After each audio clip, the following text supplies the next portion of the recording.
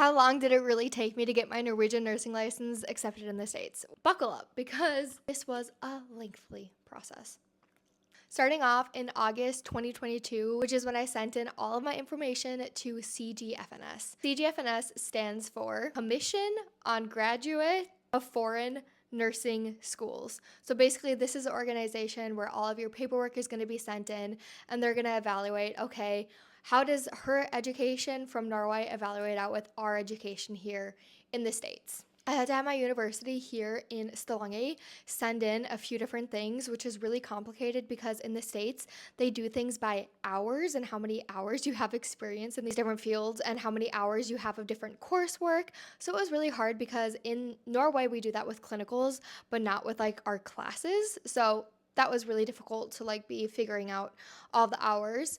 I sent that into the States June 2023, and then CGFNS took a little bit of time to evaluate all of this stuff. November 7th, 2023, which is when I received that it's been accepted, and that was so amazing. I'd been going around constantly seeing like these red marks that it was like being evaluated, and then seeing the check marks was amazing. Also, to do this, it cost $400. If you don't like send everything in within the course of a year, then it gets deleted.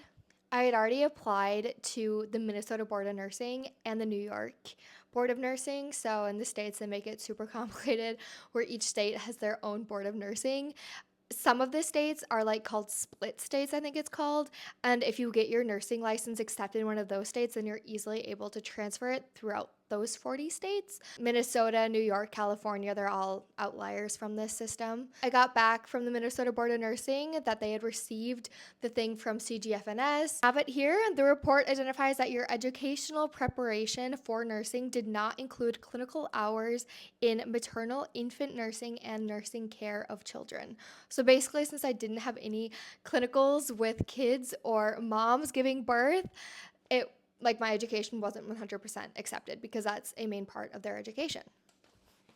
Since January 2nd, 2024, I was in an ongoing communication with the Minnesota Board of Nursing of how I can fulfill these requirements when I live in Norway. But in dialogue with a couple of schools, this was February 2nd, 2024, trying to find a school that would take me in for this specific weird case. Fast forward to May 21st, 2023, which was really exciting because I was accepted to go to St. Kate's in Minnesota. There's not that many people who just sign up for one nursing class. Like normally you're doing like all 3 or 4 years because I was in the accelerated adults program with nursing. May 21st, I was accepted and I got like my first main email with like